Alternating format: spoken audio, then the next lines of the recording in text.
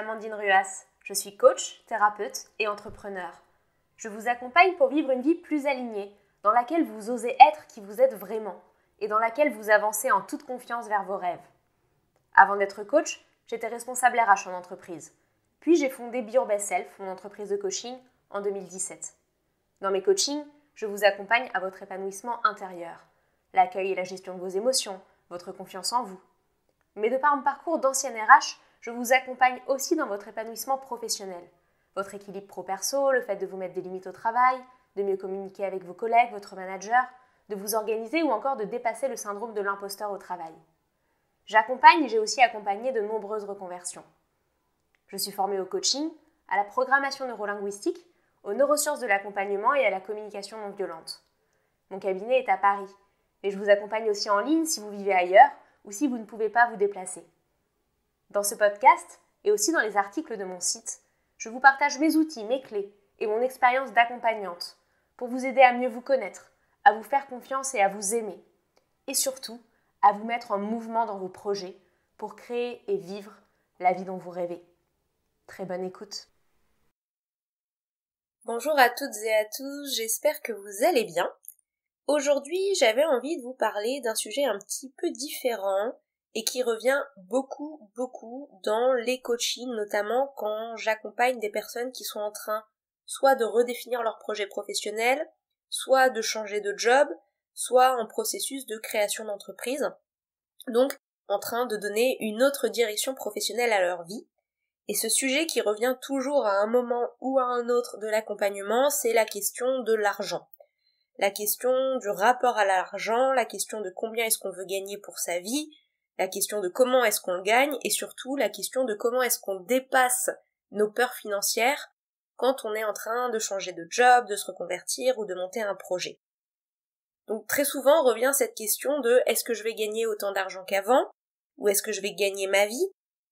Est-ce que je vais pas me mettre à risque financièrement?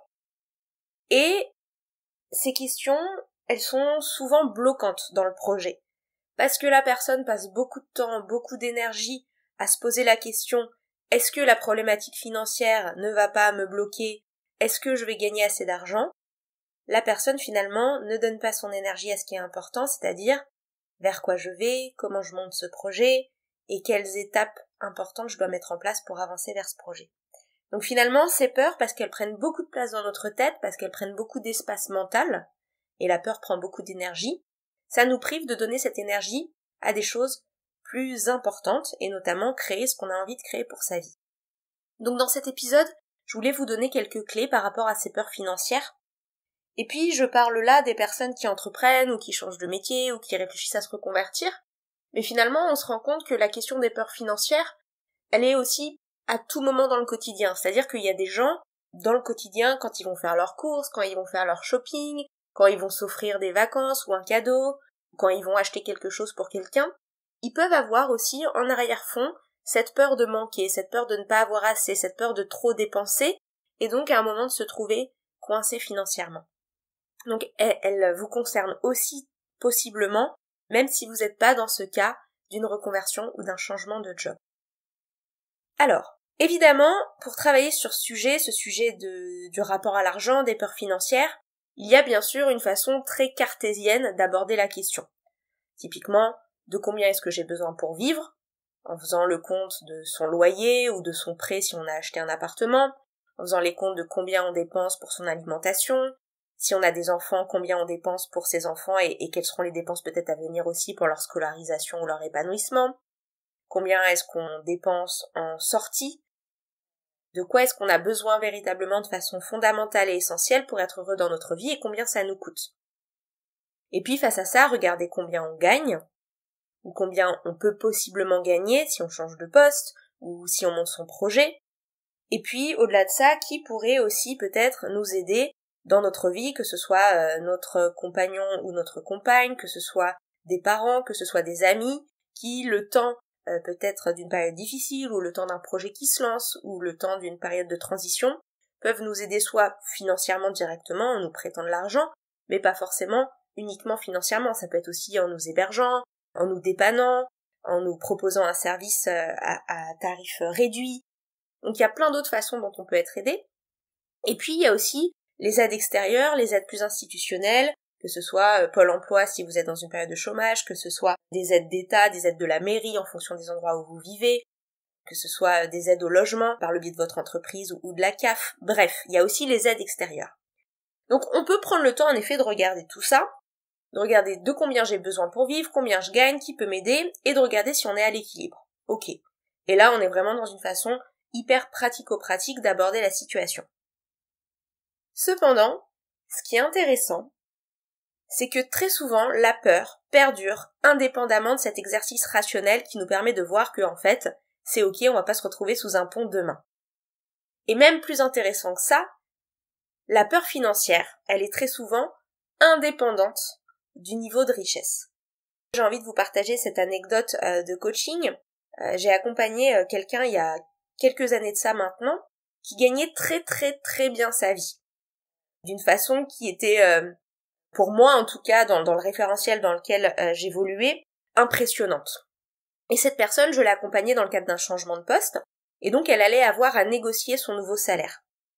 Et dans cette négociation de salaire dans laquelle je l'accompagnais pour mettre en place la meilleure stratégie pour se valoriser, eh bien, il se trouve qu'on parlait de salaire à 6 chiffres, et que le salaire qu'on lui a proposé ne lui convenait pas, c'est-à-dire que c'était en deçà de ce qu'elle attendait.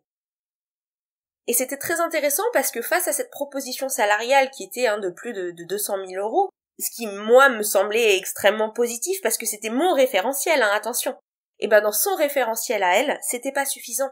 Parce qu'elle avait tel prêt, elle avait tel niveau de vie, elle avait des enfants, elle avait tels engagements, qui faisaient que dans son référentiel à elle, cela n'allait pas. Et ça a éveillé en elle une très forte peur. Bah oui, mais ce job me plaît, ce job j'ai envie de le prendre. Mais en même temps, si je l'accepte, comment je vais faire? Et pour elle, c'était extrêmement stressant et anxiogène. Et pourquoi je vous raconte ça? Je vous raconte ça parce que sachez que vous gagnez 20 000 euros par an ou 200 000 euros par an, vous pouvez très bien être très sécure par rapport à l'argent. Parce que vous êtes confiant dans vos capacités à générer un revenu, vous êtes confiant dans les capacités des autres à vous aider, vous êtes confiant dans le fait que la vie va faire en sorte que vous allez toujours avoir de quoi vivre, ou à l'inverse, vous pouvez toujours être très très insécure par rapport à l'argent, avec toujours cette peur de manquer. Donc c'est intéressant de se dire que la peur financière, elle est vraiment indépendante très souvent de combien vous gagnez, et elle remonte finalement à autre chose. Elle tient en fait à votre peur de manquer.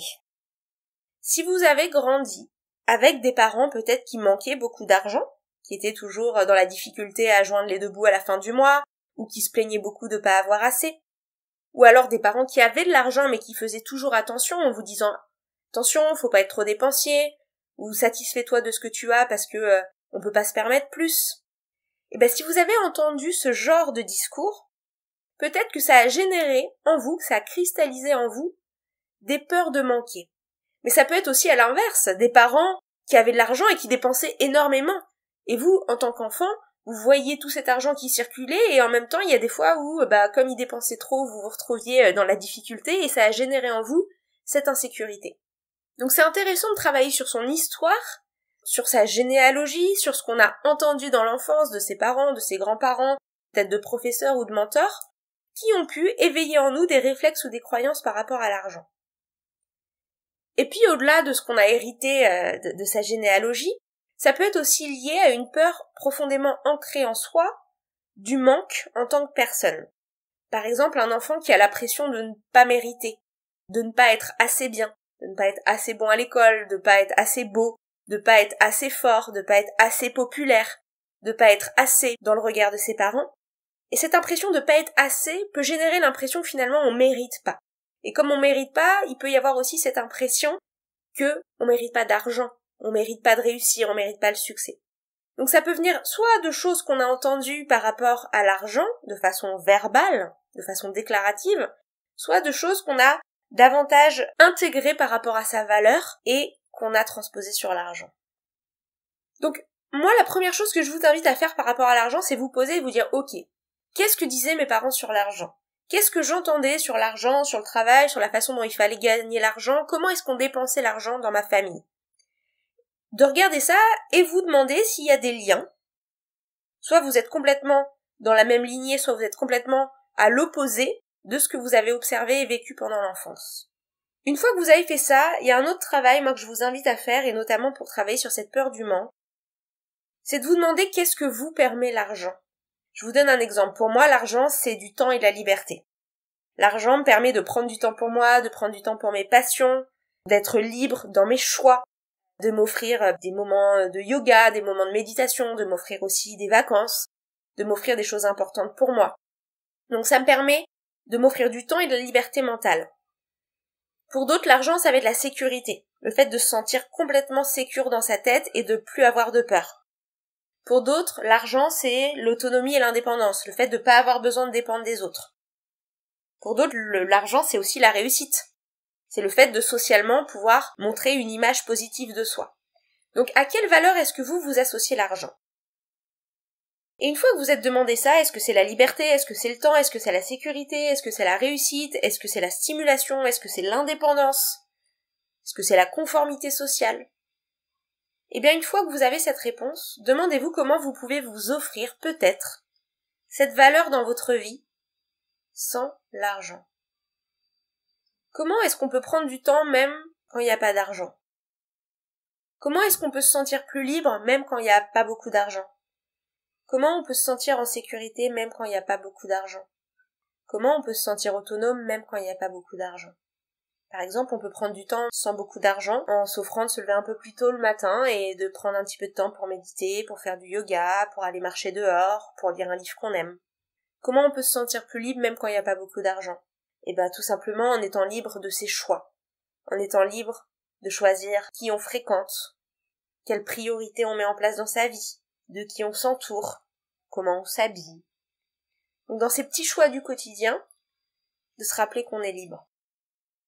Comment on peut se sentir plus en sécurité? Eh ben peut-être en s'entourant de personnes qui nous font nous sentir secure, de personnes avec qui on est en sécurité relationnelle, en qui on a confiance, ou en se créant chez soi, dans son appartement, un petit cocon, un espace, dans sa chambre par exemple, où on se sent bien. À vous de voir, là je vous donne des exemples et peut-être qu'ils vous parlent pas, à vous de trouver les vôtres. Comment est-ce qu'on peut se sentir avec du temps, avec de la liberté, avec de la sécurité, avec de la réussite, avec de l'autonomie, indépendamment de l'argent?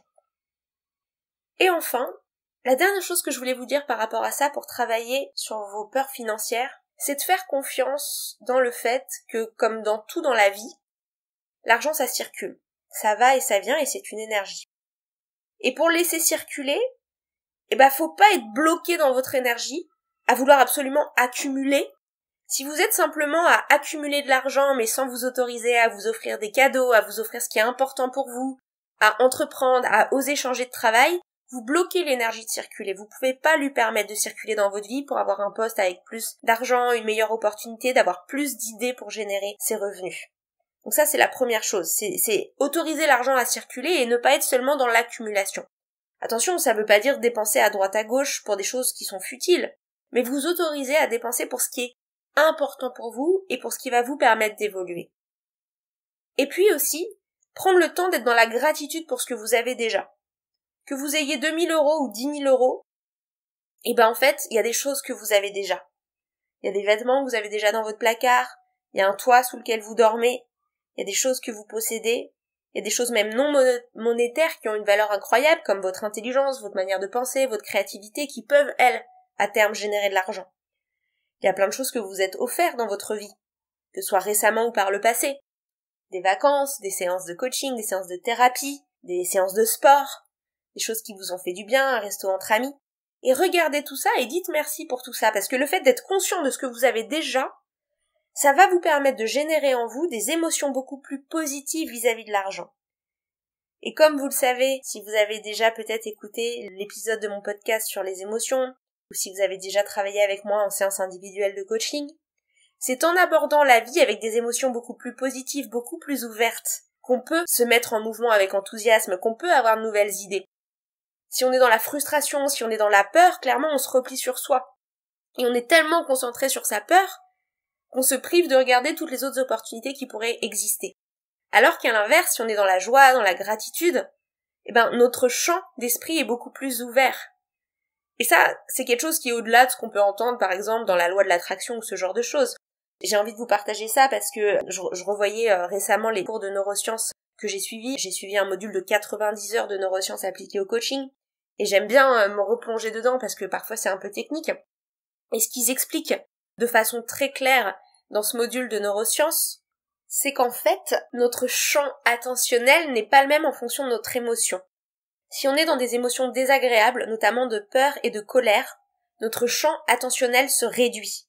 C'est pour ça que quand vous êtes très en colère contre quelqu'un, vous ressassez, vous râlez, mais vous voyez pas tout le reste, vous voyez pas tout ce qui est cool dans votre vie, tout ce qui est positif, tout ce qui va bien. De la même façon, quand vous êtes tétanisé par la peur, vous voyez que ça. À l'inverse, quand vous êtes dans des émotions positives, que ce soit l'enthousiasme, la générosité, la gratitude, la joie, votre champ attentionnel s'élargit. Et c'est pour ça que tout à coup, tout vous semble beau. C'est pas comme par magie, en fait. C'est que votre champ attentionnel, qu'on appelle votre empan attentionnel, a pu s'ouvrir. Et donc c'est là où vous voyez beaucoup de choses extérieures, beaucoup de possibilités de créer, tout ce qui fonctionne dans votre vie. Et donc en entretenant ces émotions positives, même vis-à-vis de l'argent, vous allez aussi pouvoir ouvrir votre empan attentionnel pour voir quelles sont d'autres possibilités de générer de l'argent. Donc je voulais terminer là-dessus, et donc si je récapitule, 3, peut-être même 4 choses si on n'oublie pas l'aspect cartésien de la peur financière, 4 choses que je vous ai partagées dans ce podcast. Tout d'abord, peut-être pour commencer, travailler de façon cartésienne sur le sujet, de combien j'ai besoin, combien je gagne, qui pourrait m'aider, où est-ce que je peux trouver d'autres sources financières. Mais ne vous arrêtez pas là. Allez adresser et regarder l'aspect plus émotionnel, en regardant dans votre généalogie qu'est-ce que vous entendiez quand vous étiez enfant sur ce sujet-là. Ensuite, allez vous demander c'est quoi l'argent pour vous, à quelle valeur vous l'associez et comment vous pouvez vous offrir cette valeur de liberté, de sécurité, d'autonomie autrement. Et enfin, pour terminer, développez la gratitude, quel que soit votre revenu financier aujourd'hui, pour justement pouvoir ouvrir cette attention à d'autres sources et laisser circuler cette énergie qu'est l'argent. Voilà pour cet épisode, j'espère qu'il vous a plu. Sachez que c'est vraiment quelque chose qu'on peut travailler aussi en séance individuelle, que ce soit via la PNL qui permet de débloquer les peurs profondes et tout ce qui est plus inconscient par rapport à l'argent, ou de façon plus cartésienne pour vous aider soit à négocier un salaire, soit à mettre en place un business model, soit à mieux gérer votre argent. En séance individuelle, on fait vraiment des très belles choses sur le sujet, donc n'hésitez pas à me contacter sur ce sujet-là. Vous pouvez aussi suivre ma page Instagram sur laquelle je poste des conseils de développement personnel et professionnel. Et puis bien sûr, vous abonner à ce podcast si il vous plaît. N'hésitez pas à mettre 5 étoiles pour permettre de le rendre plus visible et de le partager à des amis ou à des proches à qui vous pensez qu'il pourrait être utile. J'ai hâte de vous retrouver dans le prochain épisode et je vous souhaite une merveilleuse journée.